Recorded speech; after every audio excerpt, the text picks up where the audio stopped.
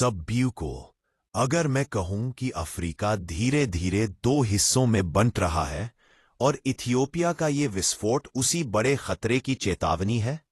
NASA तक ने इसकी राख अंतरिक्ष से देखी और भारत तक की फ्लाइटें रद्द करनी पड़ी। ये सिर्फ एक विस्फोट नहीं, बल्कि धरती के अंदर शुरू हो चुके एक विशाल परिवर्तन का पहला संकेत है।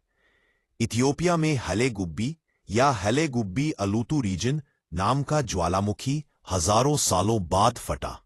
विस्फोट इतना ताकतवर था कि 15 से 20 किलोमीटर ऊंचा राख का बादल, नासा और ईएसए के सैटेलाइट से साफ दिखाई देने वाला प्लूम, अफ्रीका और अरब देशों में फ्लाइट डायवर्जन, भारत में भी एयर कॉरिडोर प्रभावित। यानी यह सिर्फ स्थानीय घटना नहीं, वैश्विक असर वाला विस्फोट था। इथियोपिया जिस क्षेत्र में है उसे कहते हैं अफार रिफ्ट जोन, धरती का सबसे सक्रिय टेक्टोनिक हॉटस्पॉट। यहां 3 बड़ी प्लेटें एक दूसरे से अलग हो रही हैं। 1 Arabian plate, 2 Nubian plate, 3 4 Somali plate.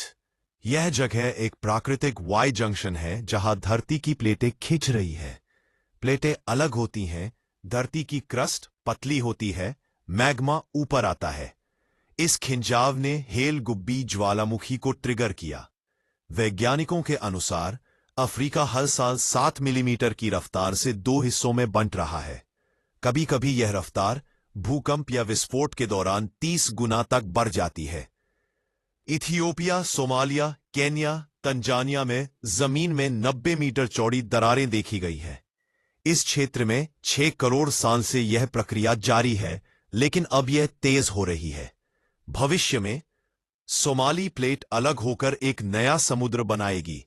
इसे कहते हैं birth of a new ocean.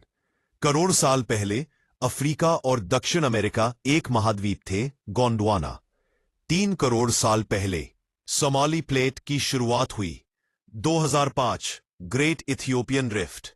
Ethiopia में 60 किलोमीटर लंबी दरार सिर्फ 10 दिनों में बन गई, दुनिया चौंक गई। 2018-2023 रिफ्टिंग तेज हुई, कई भूकंप और छोटे विस्फोट रिकॉर्ड। 2024-25 हेल गुब्बी बड़ा विस्फोट हुआ, संकेत की रिफ्ट जोन मजबूत हुआ है।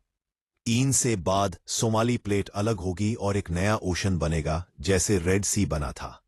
राख के बादल ने इंडिया से आने जाने वाली कई उड़ानों की दिशा बदलवाई, क्योंकि राख इंजन में जाकर फेलियर कर सकती है, दृश्यता कम होती है, हवा के प्रवाह में बदलाव होता है।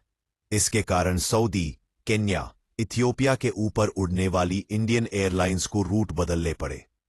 यह विस्फोट एक संकेत है कि अफ्रीका के अंदर रिफ्टिंग एक्टिविटी तेज हो रही है, धरती की क्रस्ट पतली हो रही है। आने वाले वर्षों में और ज्वालामुखीय घटनाएं बढ़ सकती है। भूगोल बदल रहा है, लिटरली। वैज्ञानिक इसे कहते हैं the birth of a new continent. धरती बदल रही है, नई जमीनें जन्म ले रही है और शायद कुछ लाख साल बाद आने वाली पीढ़ियां एक बिल्कुल नए अफ्रीका को देखेंगी। लेकिन सवाल ये नहीं कि अफ्रीका कैसे बंटेगा, सवाल ये है कि क्या ये विस्फोट हमारे भविष्य के लिए एक चेतावनी रहे।